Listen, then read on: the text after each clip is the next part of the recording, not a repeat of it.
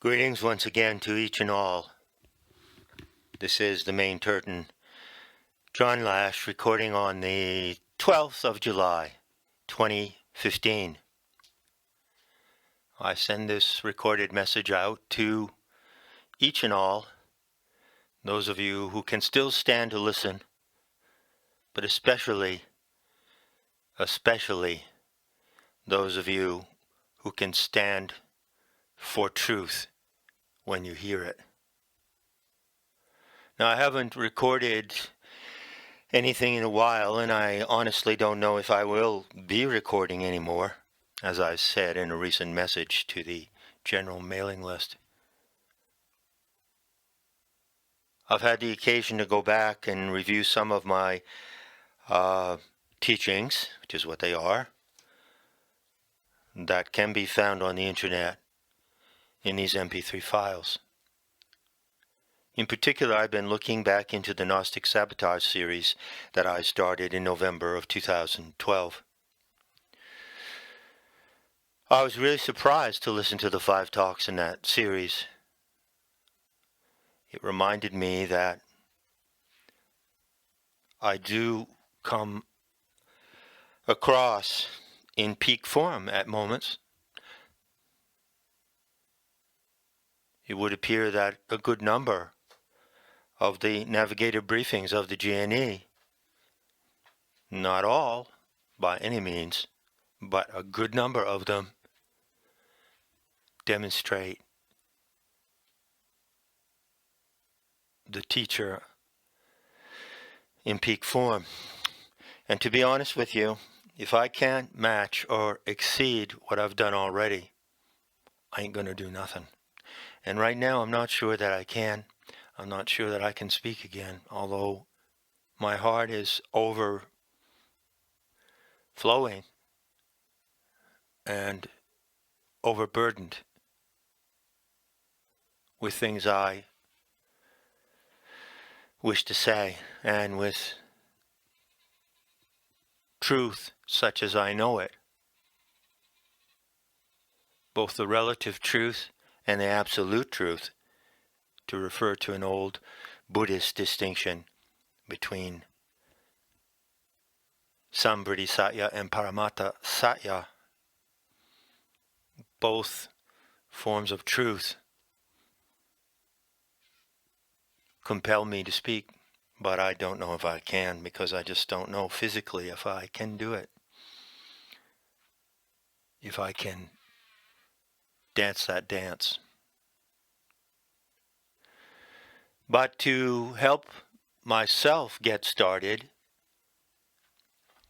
I decided to make a recording, which is simply a reading of something I wrote. Now, this essay, to be found on metahistory.org, was written 10 years ago this month. Can you imagine that? 10 fucking years ago I wrote this. That was 3 years before I got to Terma. It was a year before Not in His Image came out. So I'm going to read you this essay just to warm myself up. It's a warm-up act. I'm going to see if I can get back into the tonal, which is to say the oral frequency of incarnation, you see, so that I can instruct properly, skillfully, with upaya, skillful means.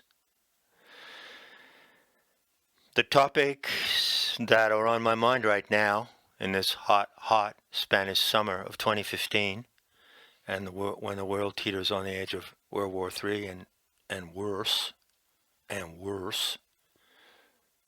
the infiltration of the Muslim Brotherhood terrorist organizations into the military and executive functions of the USSA, and worse. As I drag myself through these hot summer days, most of the time sleeping at the hottest part of the day, laying out on the terrace with the cats in the cool, balmy air of the evening. I have two primary subjects that keep floating to the top of my attention, as it were. I have about 8 or 10 things in my attention right now, which is too much for a man to handle.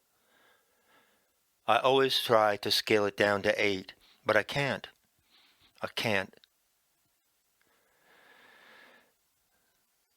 The process of handover is proceeding, however, and that's the good news. I've set myself the near impossible goal to complete handover by my birthday, December of this year. If I can complete handover, then I can confine myself to 8 points of exposition, and I can handle what comes through. I'm not at that place yet, and hence the hesitation and doubt about what I'm even doing at this moment. But let me tell you about the two subjects that are foremost in my mind. Among the many things I could bring forth to you, one of them is the Lucifer Sophia question. The true Lucifer is Sophia is the title of a piece I'm working on metahistory, tending to go back to writing. I don't really know if I can continue to speak. I can speak to people who are in front of me, but I don't know if I can speak this way anymore. The other subject is the one pertinent to the essay which I'm going to read now and record. I give the title of that subject as follows: The Tragedy of the Mother. So, bear that little title in mind. Savor it on your tongue as you listen to this reading. And at the end of the reading, I'll come back to that theme and perhaps have another comment or two to add at the conclusion of this recording. Okay, here goes. Title of this essay is A Sheaf of Cut Wheat. And you can find it on metahistory.org in the category of Gnostic under the subcategory of Telestics. The essay begins with the essay has a subtitle, A Short Refutation of Hologram Theory by Way of the Eleusinian Mysteries. And it opens with a short indented paragraph, which I suppose, according to my mood at that time, was meant to be some kind of disclaimer or qualification regarding what was to come. Remember, I wrote this over a year and a half before Nod in His Image came out in November 2006, which contains a chapter of the same title and more or less reiterates the same message. So, I don't know why, but some language just comes up when it comes up. The muse can be a fickle creature, but she is infinitely faithful in her own way. What starts as a short refutation of a modern theory, so bloodless as it is hardly worth a snort, takes me back to the heart of the mysteries. For those who find the language at the top of this piece forbidding, male, abstract, lifelessly and heartlessly intellectual, try to imagine this. I am not a first-century man enslaved to his intellect and worshipping it at a computer terminal. I am a lonely hunter in a cave, carving a line of delicate ciphers on a bone-white antler.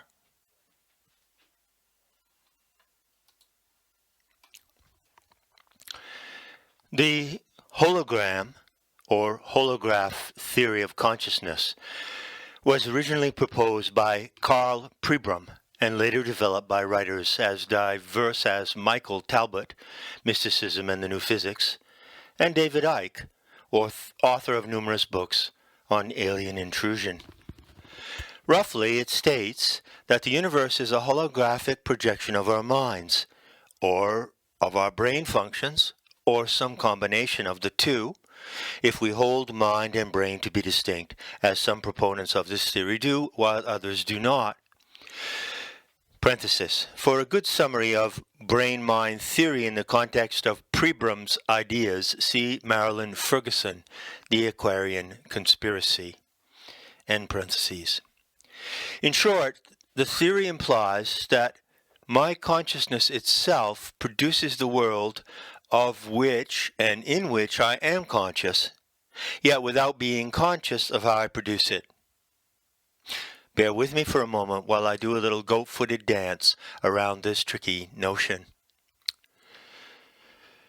Subheading, a short refutation. To get going, I will frame the proposition in a different syntax using the key concept of perception.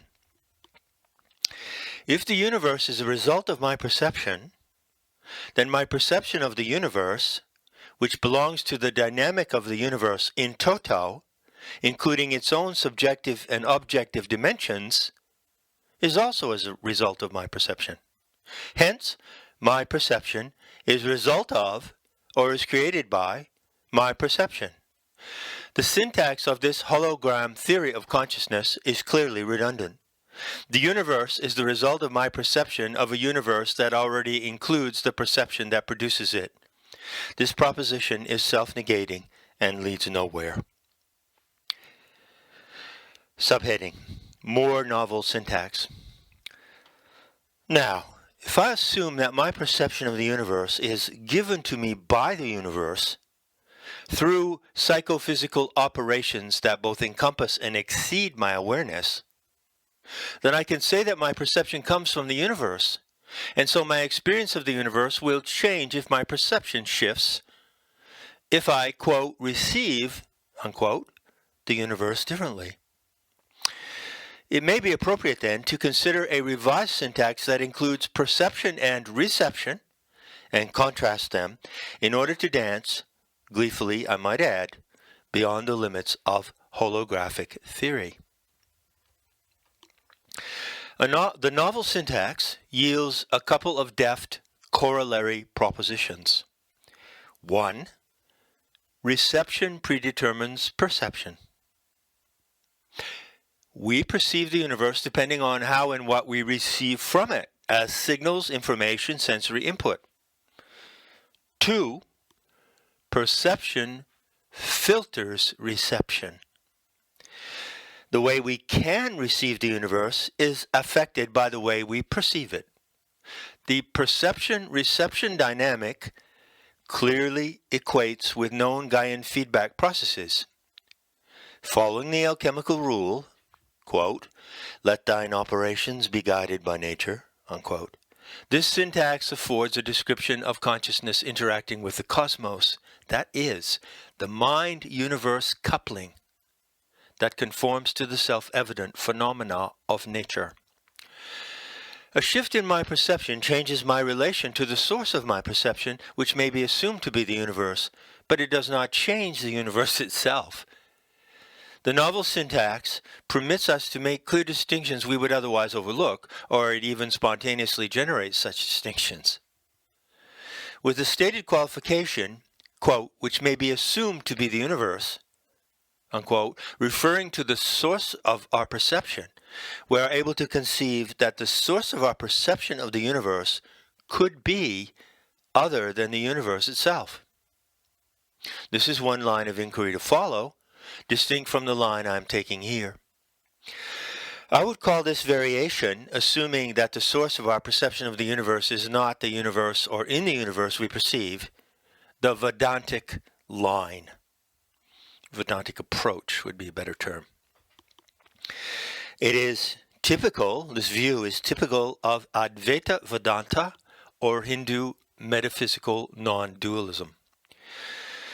By contrast, I am taking the Tantric line or approach called Mayavada Vedanta. Sounds like music, doesn't it? Which assumes that the source of our perception of the universe resides in the universe perceived in the ensemble of forces and phenomena called Maya that really and truly comprise the cosmos at large.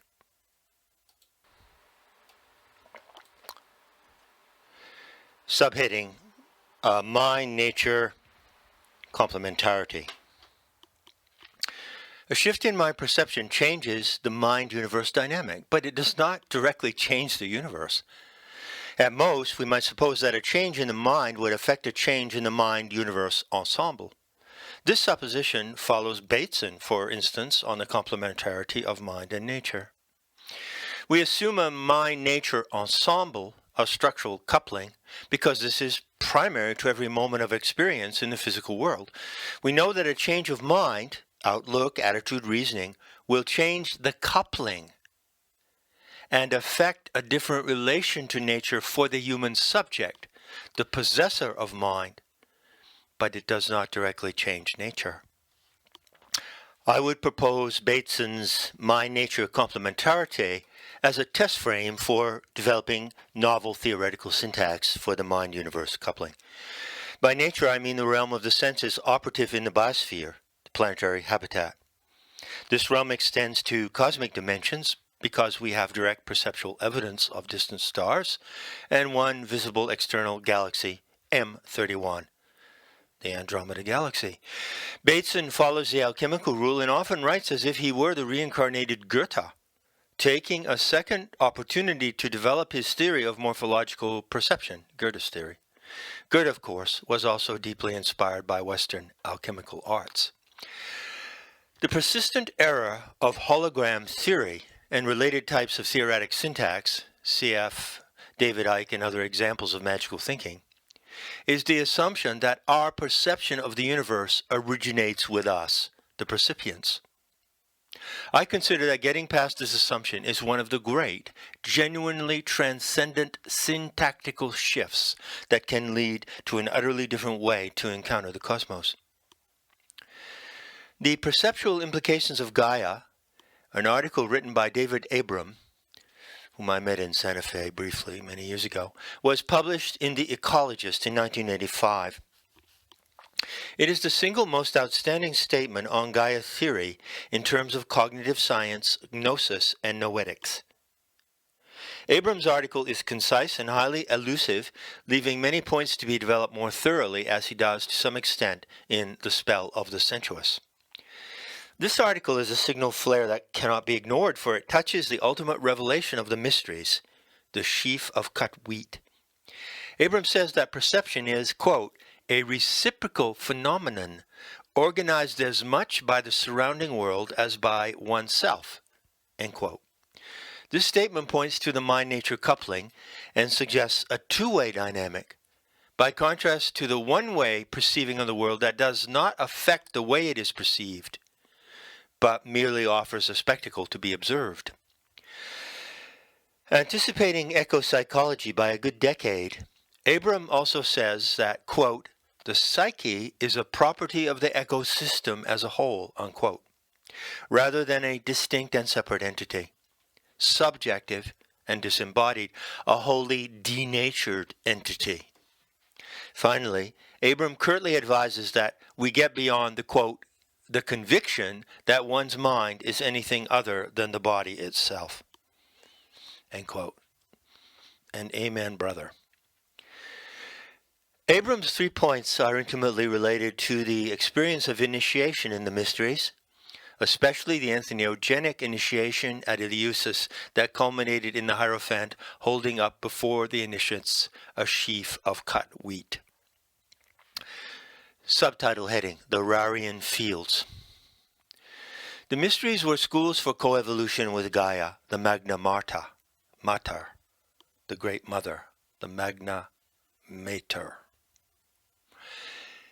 The Latin orator Cicero, known to have been initiated at Eleusis, wrote, quote, in the mysteries one learns more about nature than about the gods, end quote. That is from De Natura Deorum, Book 1, Chapter Eva. with the myth of the fallen Sophia at the center of their world vision, the Gnostikoi had to continually plunge themselves into deep sentient immersion in nature in order to keep their communion with the goddess alive and open-ended, and attune their minds to Gaia's transhuman purposes. The method they followed for the ultimate learning experience, and you can bet your booty on that, was conferred by the goddess herself, as described in the Homeric hymn to Demeter. She taught them to minister her rites and revealed to them her glorious mysteries, which are impossible to transgress, or to pry into, or to divulge, for so great is one's awe of the divine that it stops the tongue. Those whose tongues were muted were the Mystei, from mueien, from the Greek verb mueien, to speak in a muted voice or through compressed lips. These were the participants in the rites. By a literary trick, the Homeric hymn reveals what it says the Mystei cannot divulge. Early in the hymn, when Demeter, the grain goddess of Eleusis, appears in human guise to Queen Metanira, the queen offers her a drink of mead, wine sweet with honey. But Demeter refuses it, saying, rather enigmatically, that it was unlawful for her to drink that potion. Instead, she instructs Metanira to make another brew of water with barley and tender pennyroyal. The barley drink is the Kikian, the entheogenic potion drunk at the greater mysteries of Eleusis and elsewhere in the mystery precincts throughout the classical world and around the Mediterranean basin. At Eleusis in ancient times, barley grew in the Rarian fields that bordered the town. Mysteriously, some of the crop was known as white barley, even though it was colored by the ergo fungus Claviceps purpurea that infested the kernels and turned them purplish black. Working with G. Gordon Wasson, Swiss chemist Albert Hofmann, who discovered LSD, showed that the Kikian of Eleusis, the drink ordered by Demeter, was a psychedelic potion whose active properties derive from the fungal entheogen, ergot. Subheading: The Mystery Light. Note, some of the following is from a draft of my book, Dreaming Sophia, forthcoming from Chelsea Green in March 2006. Of course, that turned out to be Not in His Image, published in November 2006. Fragments from the pediment at Eleusis present three images that epitomize the organization, method, and supernatural source of illumination in the mysteries. One of these images relates to the account of the heresy hunter Hippolytus, who reports an eyewitness detail that has baffled scholars through the ages. Just at the moment they emerged from the telesterion, the inner sanctum of initiation, initiates were shown by the Hierophant a sheaf of wheat in silence reaped. In this gesture was revealed the great, the marvelous, the most perfect secret for one initiated into the mystic truths. Hence, the testimony from Refutation of All Heresies, Book 5, Chapter 3.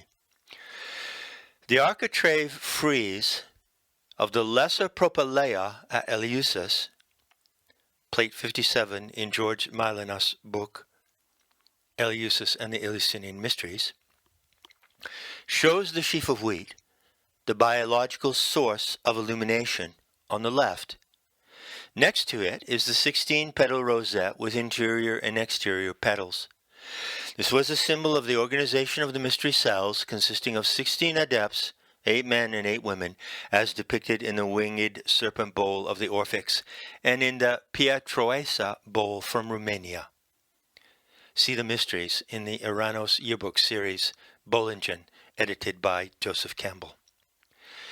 The inner petals of the rosette represent the Mystei, whose work was dedicated to developing the instructions received by periodic and ever-deepening initiations.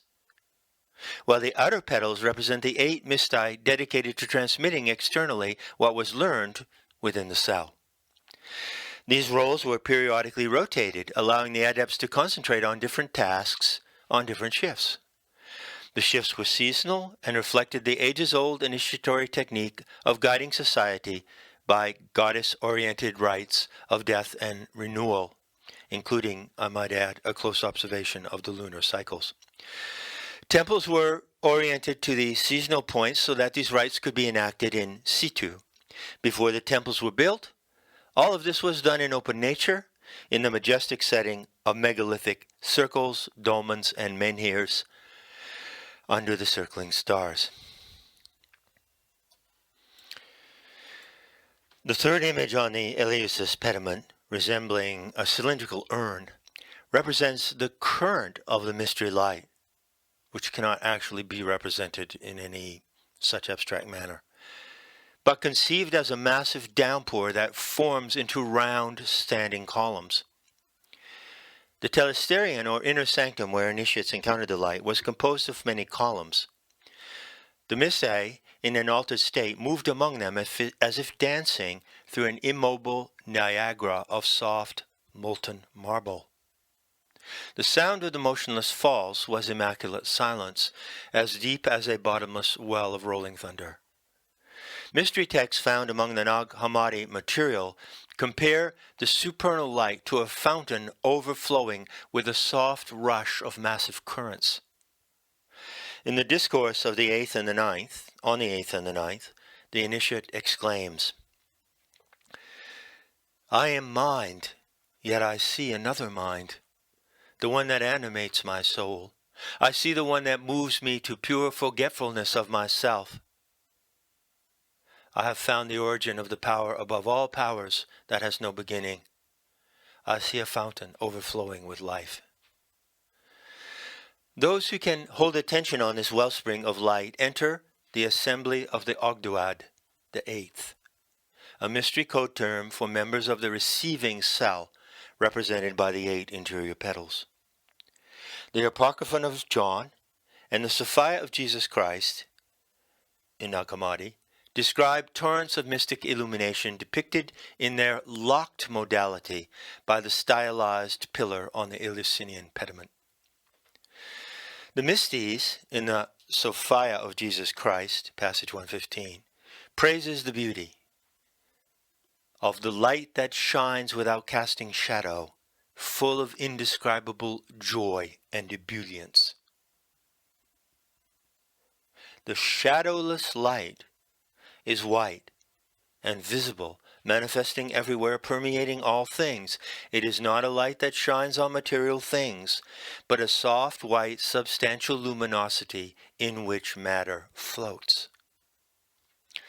The mysteries are celebrated at night because it was easier to bring neophytes into the presence of the light with normal sense perception muted by darkness. The celebrants were not dazzled by a hocus-pocus display of flaming torches, as some ancient reports would have it. While wandering in the telesterion, they were carefully and selectively shown a pillar with the aid of a torch, because the mystery light had to be observed and absorbed in small, gentle doses. Initiates saw not only the pillar, but the luminous substance in which what they saw was embedded. Organic light, as I propose to call it. The organic light is active, aware, and capable of communicating with those who witness it. Quote, "The light was full of thought and hearing and word." End quote. The paraphrase of Shem, Nag Hammadi, Codex 7, Book 1, Passage 1.30. Its physical mass, known as the white stone or philosopher's stone in alchemical traditions that preserves some aspects of the mysteries, is paradoxically superdense and mass-free, indicating a state of high porosity.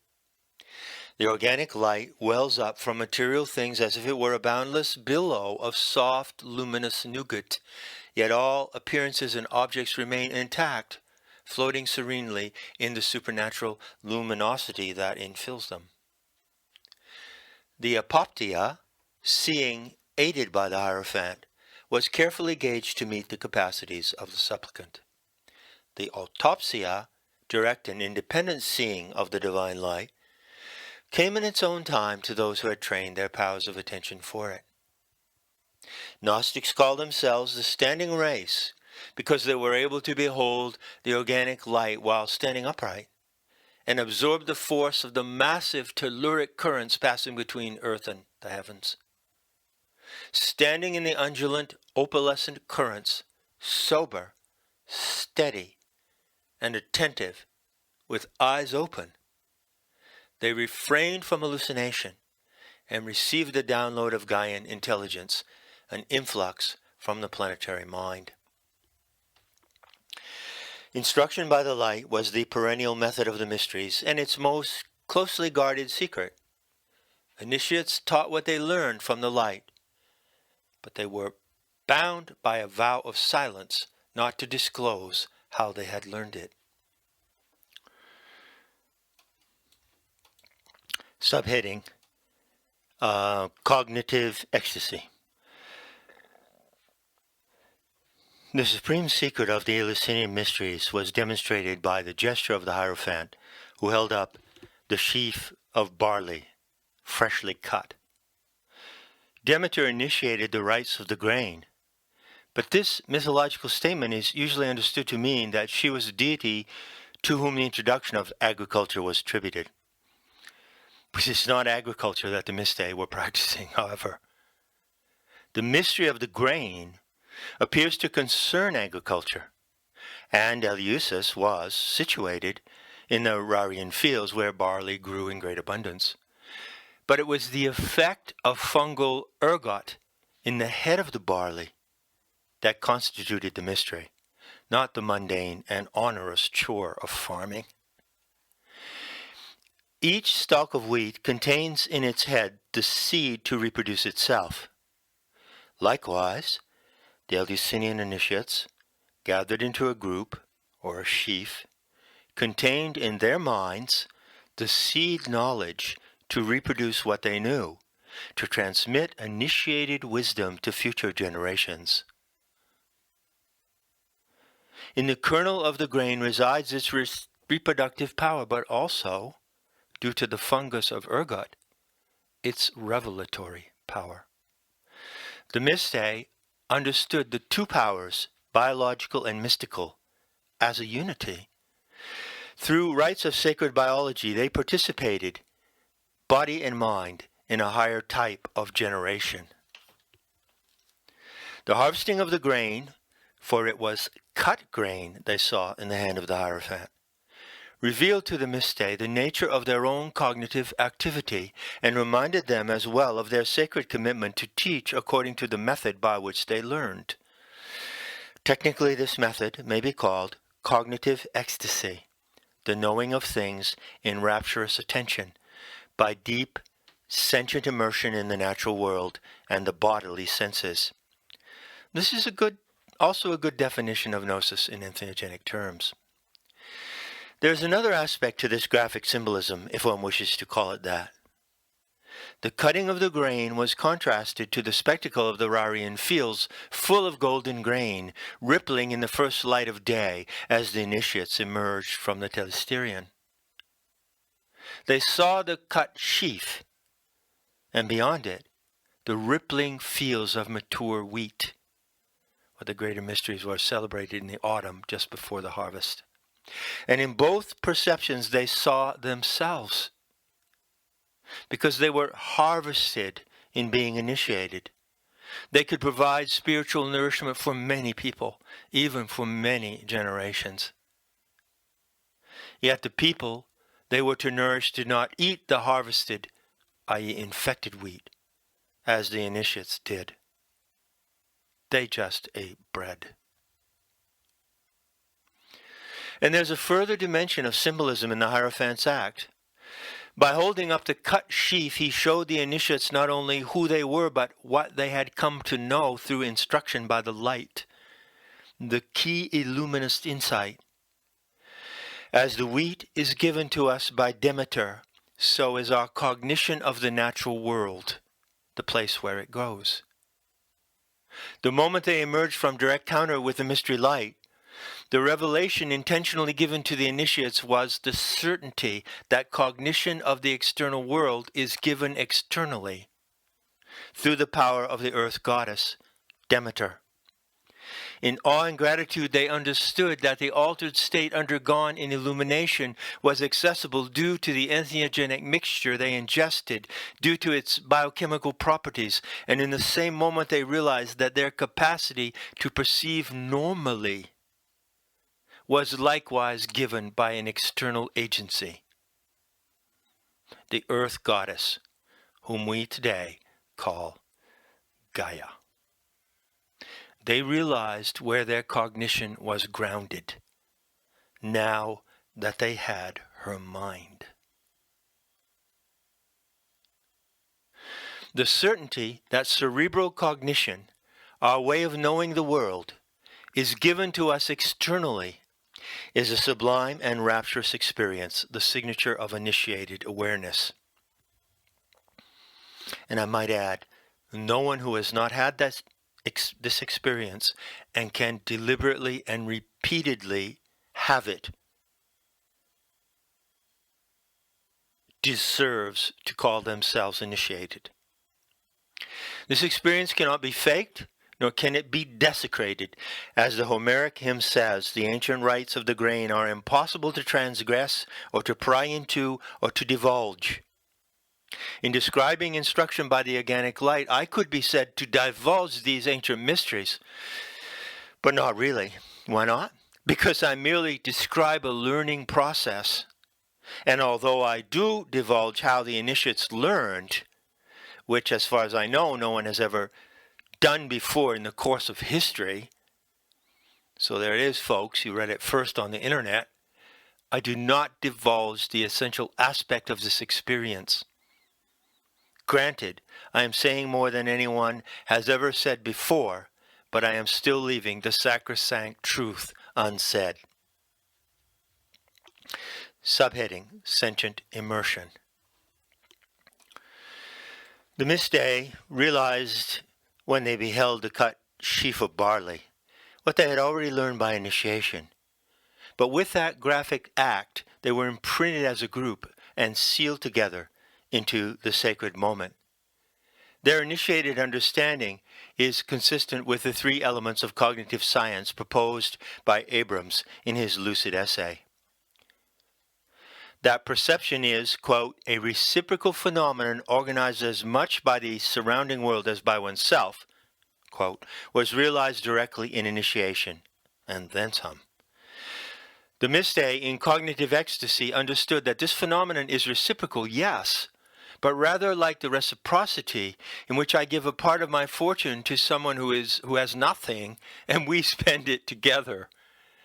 They realize that the entire cognitive field of human beings and of all sentient life is set up and supported by the external world as a projection of the living intelligence of the planet.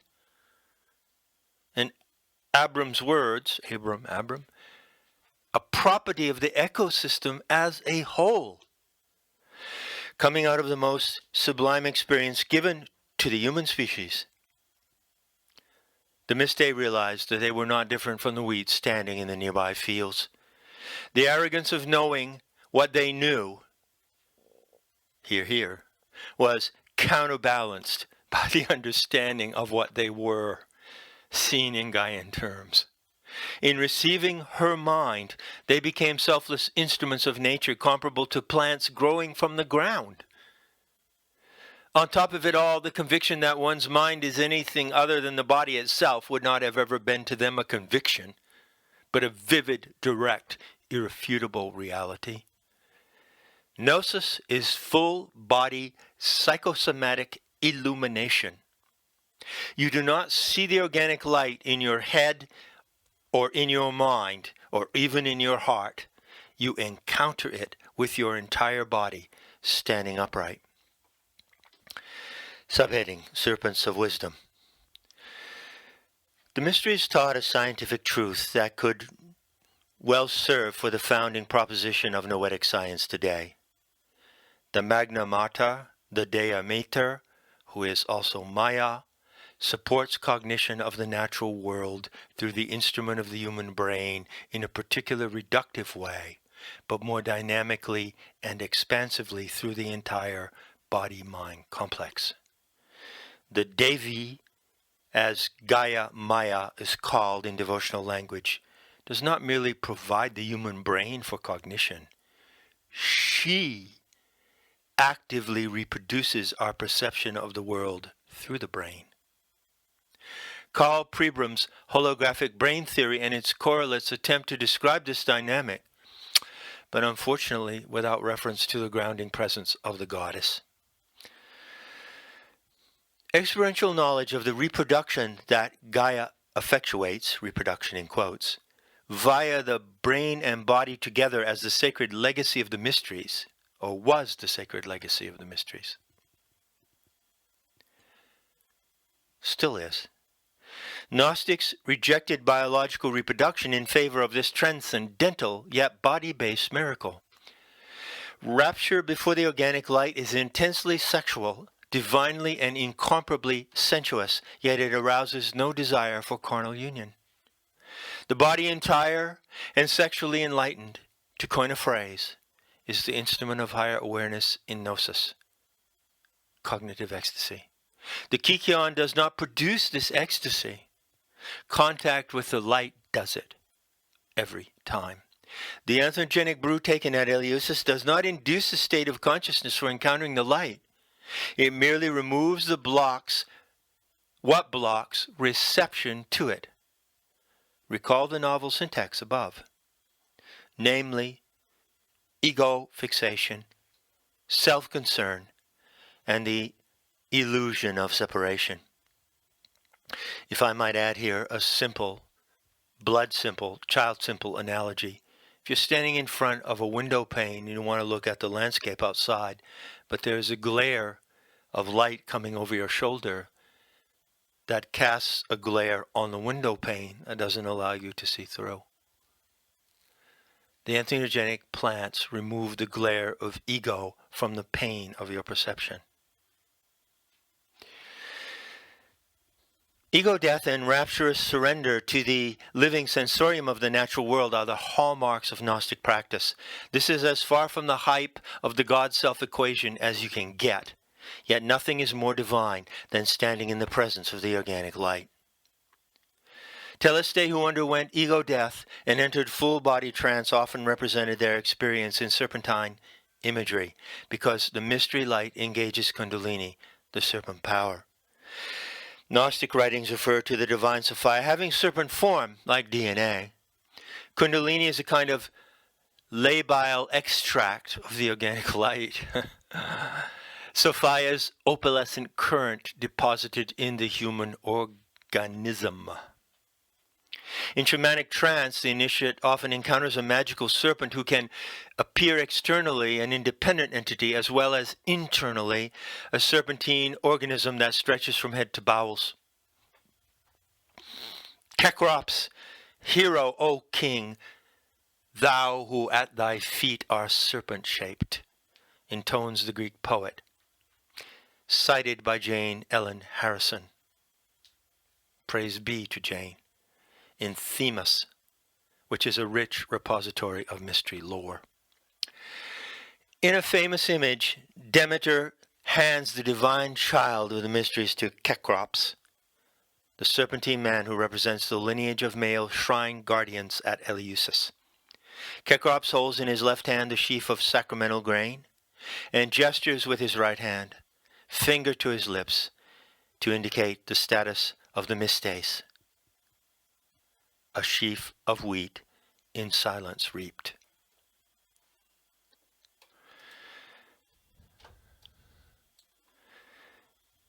The dual form of Kekrops, human above and serpent below, represents the fusion of the human body with the serpent power of the Divine Mother. Embrace of the most exquisite tenderness. The initiates of the mysteries were serpents of wisdom, Kundalini adepts and devotees of Gaia Sophia who must not by any account be confounded with the reptilian predators of planetary folklore today. Initiates were, in fact, humanity's main line of defense against the non-human intruders known to Gnostics as archons, and today known as reptilians, greys, ETs, EBEs, and so forth. Non-initiates who reported on the Eleusinian mysteries believed that the rites were intended to celebrate and thank the mother goddess Demeter for giving the know-how of agriculture to humanity. That was certainly not the way the Teleste viewed them. In the first place, agriculture was a human discovery and not a divinely inspired endowment. In the second place, non-initiates celebrated the popular image of Demeter, an agricultural deity, and ignored her occult role as the Devi Maya Shakti, the divine mother who makes the manifest worlds appear to sense-endowed creatures living in those worlds. Maya means to measure, to make appear in increments, to dimensionalize. Dea Mater is the exact equivalent to Maya Shakti in Mayavada Vedanta, the school of Tantra that closely parallels the mysteries. Tantrikas assert that the universe is manifested physically in a manner that conforms to your capacity to perceive it sensorially. Repeat, Tantrikas assert that the entire universe, in all its phenomena, from galaxies to buttercups, is manifested physically in a manner that conforms to your capacity to perceive it sensorially. This is the primary noetic principle common to Gnosis and Tantra Vidya or Mayavada Vedanta. The power to dimensionalize is one with the power to make things appear. Hence, everything in the universe appears in dimensional formats, in a graduated scale of organic and inorganic forms, in internesting fractal scales, if you want to get fancy about it. To risk a pun, these scales are facets on the body of the serpent mother. Initiates at Eleusis realized how Gaia, the planetary intelligence, scales down her reproductive activities to match the modalities that can be cognized by the human brain. She reproduces the world for you at every moment, so that it appears to be the product of your perception, an inner-generated construct of your own mind, even though the perceptual act comes to you and is sustained externally. The gesture of the sheaf of cut wheat is an example of what may be called functional symbolism, an object or image that symbolizes a process in nature and at the same time demonstrates the very process it symbolizes. For instance, the alchemical tree is a functional symbol of the atmospheric sheath of the earth in which trees effectuate the process of photosynthesis. The tree both symbolizes the atmospheric sheath in its totality and actually functions in the environment it symbolizes. The method of teaching the mysteries was to explain nature by functional symbols, not by allegories and metaphors, and certainly not by abstractions that indicate one thing by reference to another thing. Holographic theory or holograph theory cannot come anywhere close to doing this. The essay concludes with an image of the Orphic Bowl Sanctuary of the Winged Serpent, as it was titled by Joseph Campbell. And this is a rare instance that shows the 16 initiates of a Gnostic cell, naked, with their feet together, which was a communal ceremony they practiced. The actual artifact is a ceremonial bowl carved of alabaster for communal ingestion of the Kikion. JLL, July 2005, Flanders. Well, all right, there you have it now. I've got the fan on, by the way, because it's really hot here. And it sort of rolls some of the sweat out of my body. But doesn't sound too loud. That turns out to be a 15-minute recording. Not too bad for those of you who can still stand to listen to me. As long as I can stand to listen to myself. The tragedy of the mother, let me tell you about this. Now this is heart-to-heart stuff. This is as heart-to-heart as it gets in the instruction of the main Turton. You know, I picked up the Lucifer Sophia theme through the Gnostic Sabotage talks. And I realized that I really wanted to focus on some Gnostic correction. You know, that's what I do, right? It's the job of a Gnostic to correct what is not true and what is wrongly or erroneously stated, either by intention or out of sheer stupidity and laziness. So, okay, I've given myself the mission. I'm going to show that the true Lucifer is Sophia. What a beautiful message that is. And as I was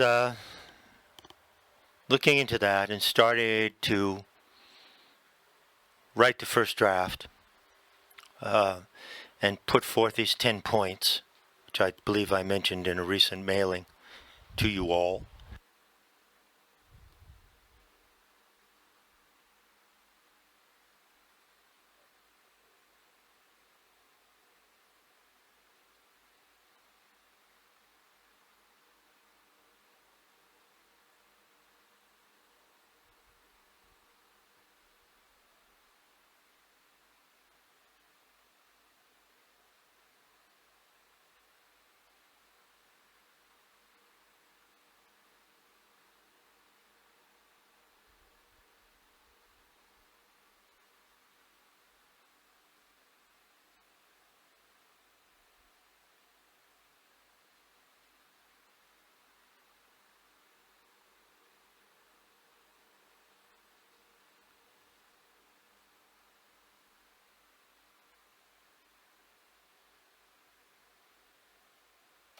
this notion of the tragedy of the mother.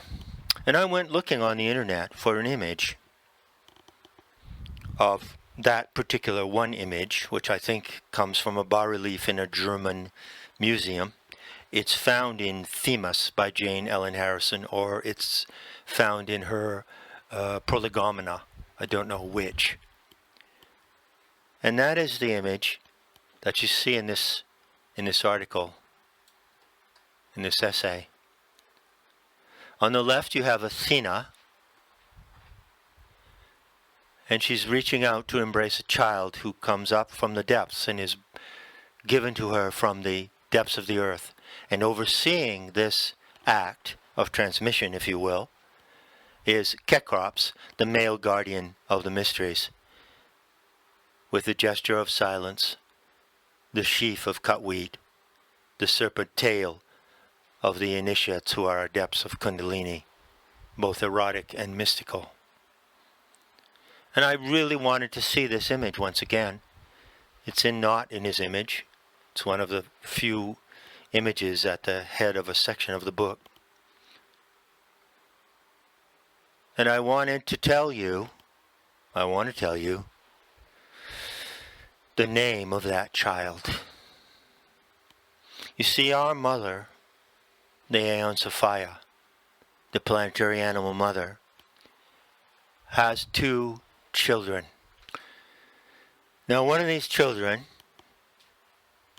was produced not by biological reproduction or even any analogy to it. It was produced by the ecstatic dance, the tantric dance, if you will, the aeonic tango dance of Sophia and Thelete in the Pleroma, previous to the emergence of this earth and previous to the emergence of any other Earth-like planet upon which the Anthropos came to be seated. So the first child of our mother is the anthropos.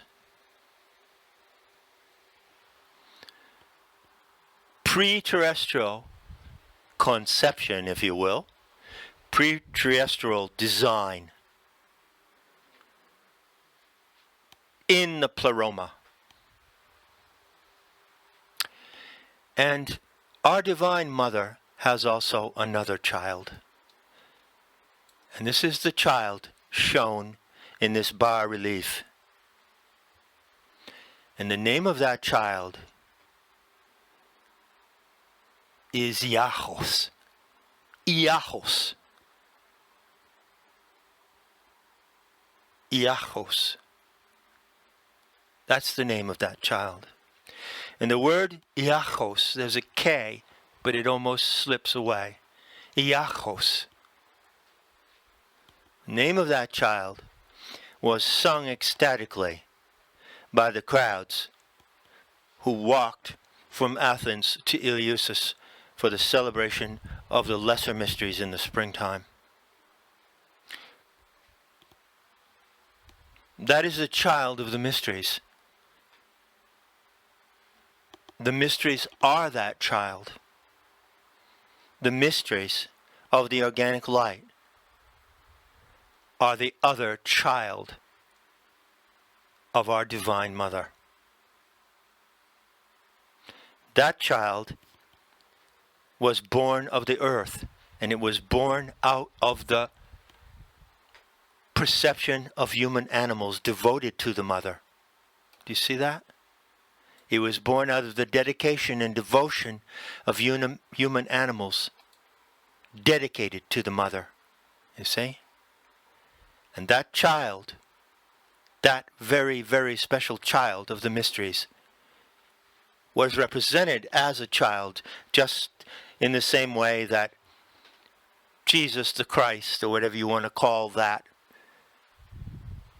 monstrosity of human imagination, was represented as a child in the manger. This is a real child. Behold the real child. Behold the child that matters. Behold the child that holds the future of humanity. Iachos. That is the true child of the mysteries. So what I want to tell you now is what is the tragedy of the mother. And that tragedy is that both her children have been abandoned by humanity. Humanity has abandoned itself, and as far as I'm concerned, although I don't like to use this syntax, and as you know, I resist it, it deserves everything that's coming to it. The worst imaginable it deserves. Because humanity has abandoned itself. Or to say the same thing otherwise, the human species, the human animals of this anthropine species, have abandoned their own identity, which is the anthropos. You know, you may recall that I said in the nav briefing, the look of the anthropos, which featured that photograph of a blonde Romany child, one of many abandoned children on the planet of abandoned children. You may recall that I said in that briefing that the anthropos is just a look. It's something that is held in a look. So the anthropos is something given in a look and something seen in a look. That's all it is. If you have a sense of solidarity with the anthropos and you carry it, then you embody the anthropos by the demonstration of this look. And people don't look at each other in a humane way anymore. Many billions of people around this planet do not. So that's what I mean by having abandoned their humanity. So the anthropos, the first child of the Aeon Sophia, has been abandoned, and as well a great tragedy entails the story of the mysteries, as you know. And I do carry that tragedy marked upon myself and my character and even upon my face. And I'm tired of carrying that tragedy and the sorrow that goes along with it. But that sorrow of the mother is a reality when you feel her body and feel yourself as a living instrument of her body. Well, you can't help but feel it. Don't want to drown in it, of course, but it is there and it's immense. So I reserve as the topic for my next talk either one or the other of these two themes. The true Lucifer is Sophia, which is a correction of a vast delusion and disinfo concerning the identity of Lucifer. And if I can find continuity, it's a little difficult these days, I will present a recording on the tragedy of the mother. So, until we meet again on these airwaves.